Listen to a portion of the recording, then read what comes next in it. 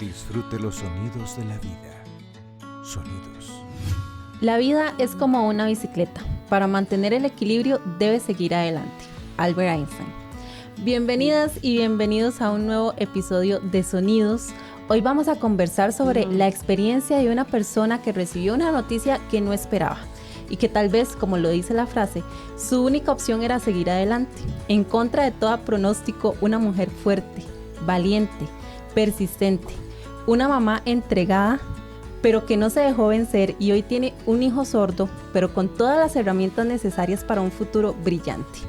Ella es un ejemplo de que la sordera o la hipoacusia no tiene que ser una sentencia para el desarrollo psicosocial de un niño o niña en Costa Rica. Hoy le doy la bienvenida a Linet Moya. Brenes, ¿cómo estás? Y tú, Sil, muchas gracias por tu invitación. Sí, bueno, ya era hora de que habláramos de esta experiencia tan bonita. Yo te conocí hace, no hagamos números, pero Dylan tenía 2 añitos. 2 añitos. Y recién lo habían diagnosticado de lo que nosotros en audiología conocemos como una hipoacusia moderada. Y para los que nos están escuchando o viendo, una hipoacusia moderada es cuando yo le tengo que subir el volumen más o menos a 45 decibeles para que apenas la persona pueda percibir el sonido. Pero yo quiero que entonces sea Linet la que nos cuente cómo fue darse cuenta de que Dylan tenía esa pérdida auditiva.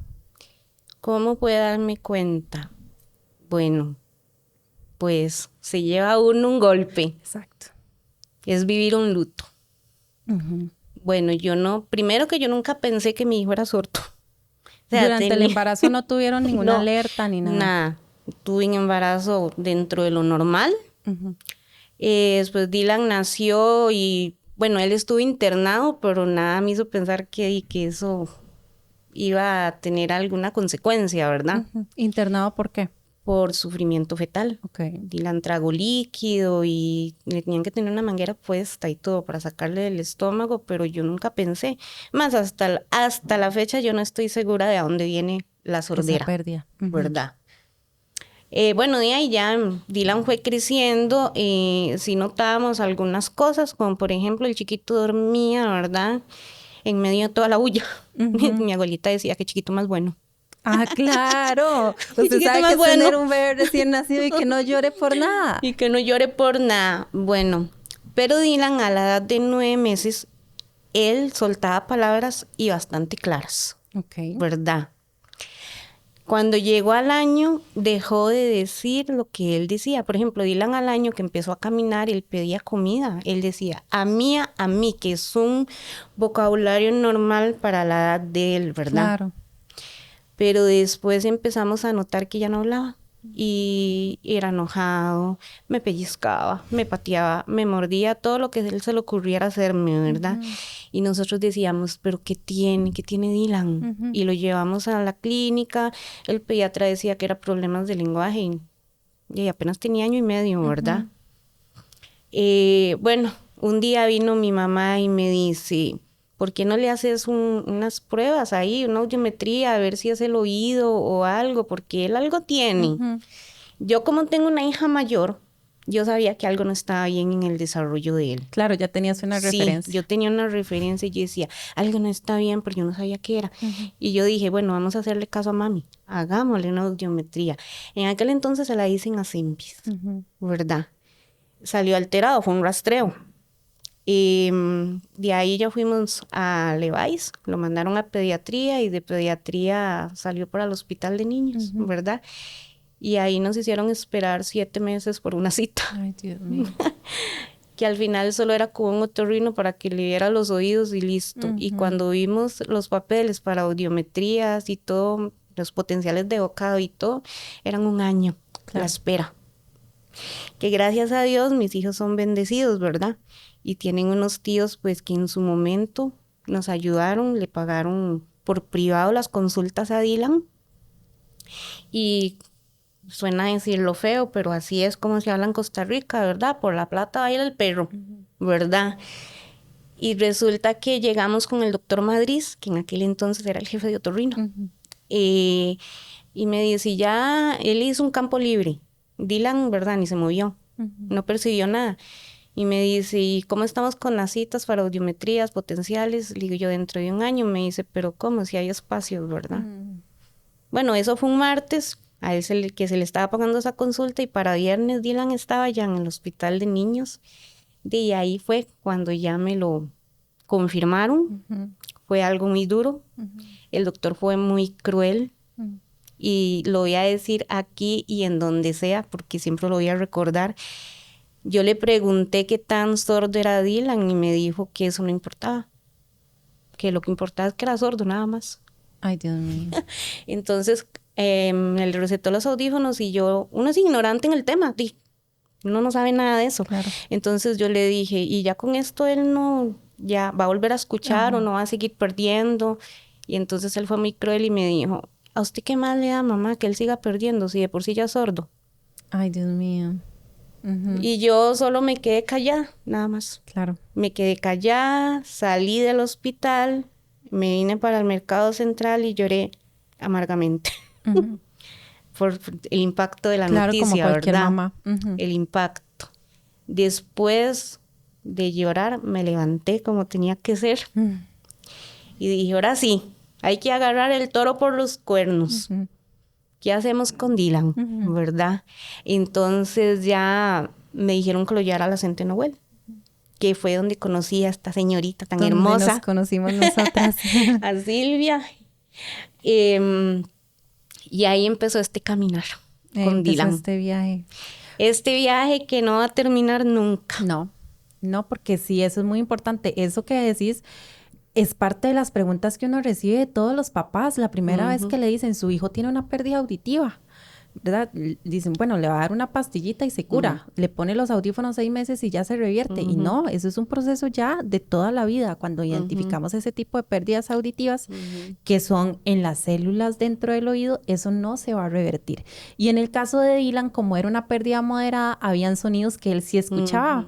Entonces también eso ha facilitado mucho el proceso de Dylan, pero todos los procesos de todos los niños son diferentes. Yo lo que siempre he destacado en la parte de Dylan es que tiene una mamá que agarró el toro por los cuernos y dijo, ¿qué vamos a hacer? Y vamos a buscar una solución, ¿verdad? Pero cuando llegó el momento de entrar a la Centeno Well, ¿cómo fue ese nuevo? Porque ha sido un proceso también de aprendizaje para vos como mamá. Ajá. Para mí entrar a la Centeno fue lo mejor que me pudo pasar. Fue lo mejor. Primero que entré con una profesora que da todo por los niños. Sí. Nos enseñó a vivir el luto. Ella, Giselle, es lo mejor que me ha pasado a mí en la vida. Giselle es una persona y una profesional excelente. Giselle es una profesional excelente. Me sentó, me explicó y me dice, esto es un luto. Los audífonos no quiere decir que Dylan se vuelve oyente, solo le amplifican el sonido a lo que él escucha. Pero hay que enseñarlo a aprender a escuchar. Claro. Entonces, para mí Centeno Well fue lo mejor que me pasó a mí. Ya ahí vinieron cosas, ¿verdad? Y igual uno, ¿verdad? No deja uno de seguir con miedos. Claro.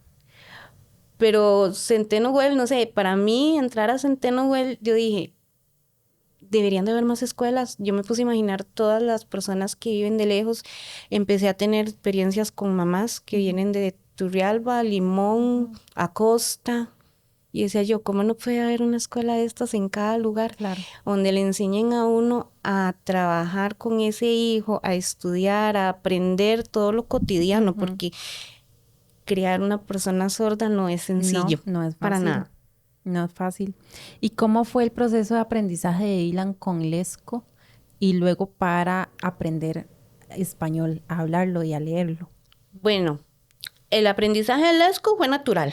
Desde que llegamos a Centeno Well, de ahí todo es en Lesco. Ya, todo es en Lesco. Todo es en Lesco y ahí mismo a la par en el Senarec, entonces yo me metí a llevar curso de Lesco. Y también digamos que los primeros 2 años de estudio de Dylan, Giselle nos permitía estar dentro del aula. Entonces yo podía ver cómo ella le enseñaba a Dylan. Claro. Y que para mí fue súper importante. También me dejaban estar en las terapias de lenguaje. Entonces yo aprendía cómo recordarle a Dylan cómo sacar un fonema. Qué ¿verdad? Importante.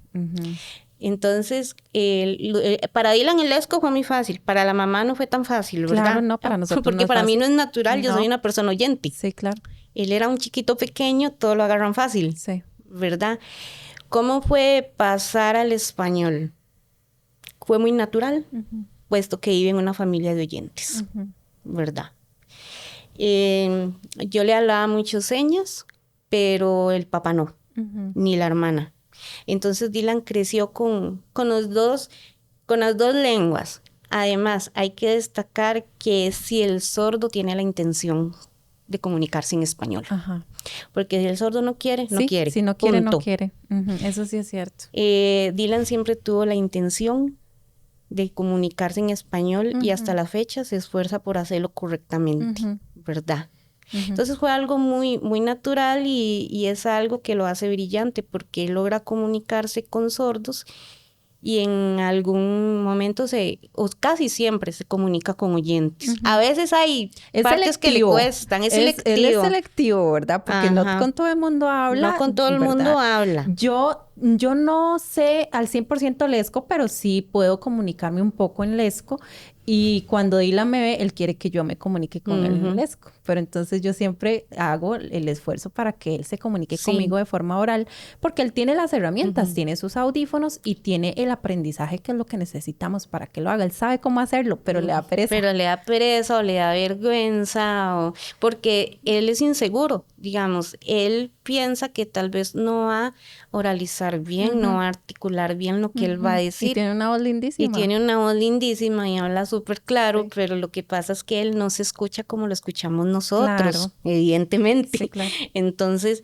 No, y está en la etapa, tiene 15 años, está en esa etapa de la adolescencia donde quiere o está buscando aceptación social, ¿verdad? Entonces también todo eso es un tema. Todo eso es un tema. Pero el español ha sido una buena herramienta en él. Claro, porque hoy en día, ¿cuáles son las condiciones educativas que tiene Dylan? Las condiciones educativas, bueno, Dylan está en el Napoleón. Digamos que se tienen que acomodar a lo que hay. Es lo que hay y tienen que acomodarse. A ellos les dan tutorías, más no significa que lo entiendan, porque les dan un espacio aparte, porque son en español, no son en lesco. Ellos vienen y se estrellan al español completamente. Claro. Porque está en una escuela, en un aula integrada. No, Dylan está con oyentes. Con oyentes 100%. Con oyentes. En Napoleón Quesada trabaja así. Ellos están integrados y después de su horario normal, ellos tienen tutorías aparte para reforzarles. Lo que pasa es que los profesores no saben lesco, no todos, son contados. Entonces las reciben en español. Entonces tienen que hacer algo muy dinámico para que ellos logren. Claro.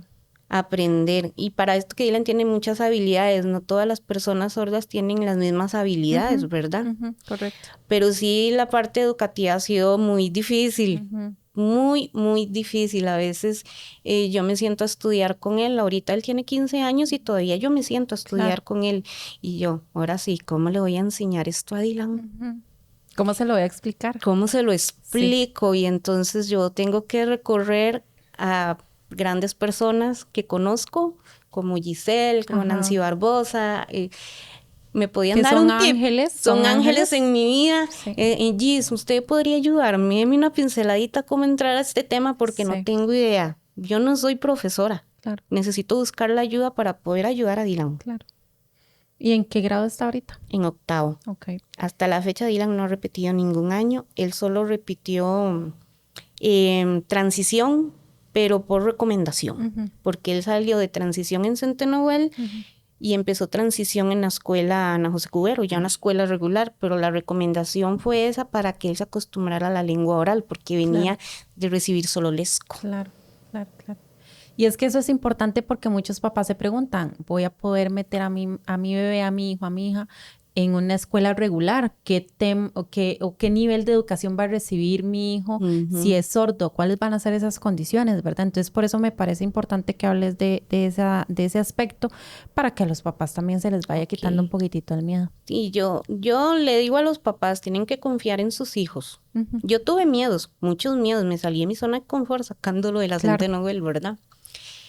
Pero dije, no le puedo poner un techo. Yo sé que la escuela Centenovel es muy buena. Hasta el día de hoy yo voy a estar agradecida con todo lo que Dylan aprendió ahí porque esa escuela le dio sus bases. Sus bases, claro. Pero para que Dylan mejorara su español tenía que estar en una escuela regular. Sí o sí.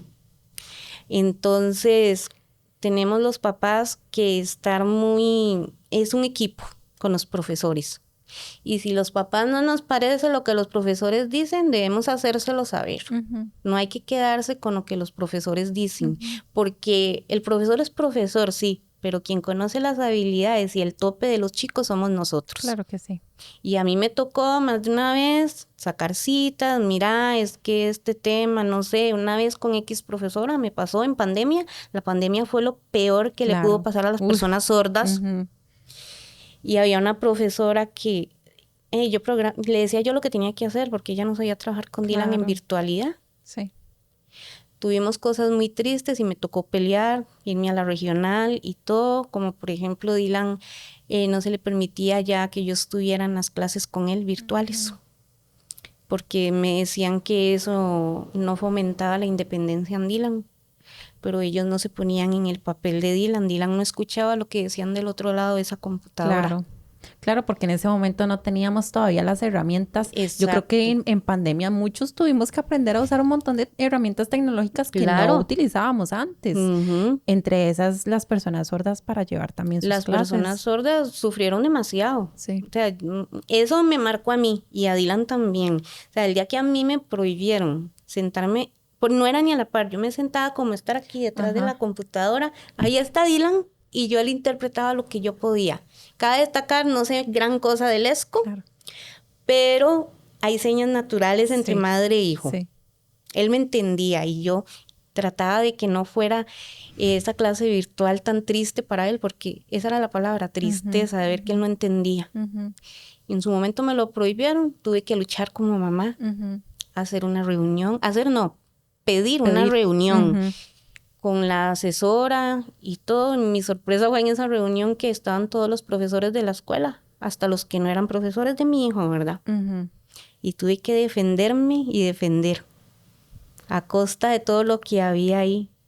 Pero así tenemos que ser los papás. Claro, y esos son parte de los obstáculos que el INED y todas las mamás y los papás que tienen niños sordos, pues se topan. ¿Qué otros obstáculos con cuáles otros obstáculos se ha topado Lynette en el proceso de rehabilitación auditiva de Dylan? En el proceso de rehabilitación auditiva, tal vez ponen límites en darle el recurso que él necesita, ¿verdad? O sea, Dylan ahorita tiene unas prótesis modernas, todo súper lindo, pero gracias a un recurso de amparo, ¿verdad? Porque la caja, si uno no lo pelea, los primeros audífonos que Dylan tuvo inteligentes los obtuvo por medio del Ministerio de Educación. Cabe destacar que el Ministerio de Educación en ningún momento los negó, ni se puso a decir por qué esto tan caro, no. Yo entregué proformas y listo, se los dieron. Se cumplió con los requisitos. Se cumplió con los requisitos. Ahora, los últimos ya se los dio la caja, pero tuve que montar un recurso de amparo porque simple y sencillamente llevamos 6, 7 meses en el proceso y eso no caminaba. Porque al final de cuentas a ellos no les importa.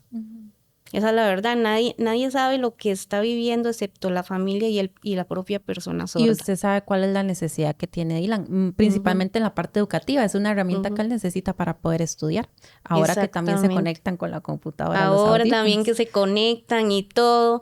Y tal vez Silvia, como audióloga, ella me entiende, porque ella conoce los niveles de audición de Dylan y todo esto.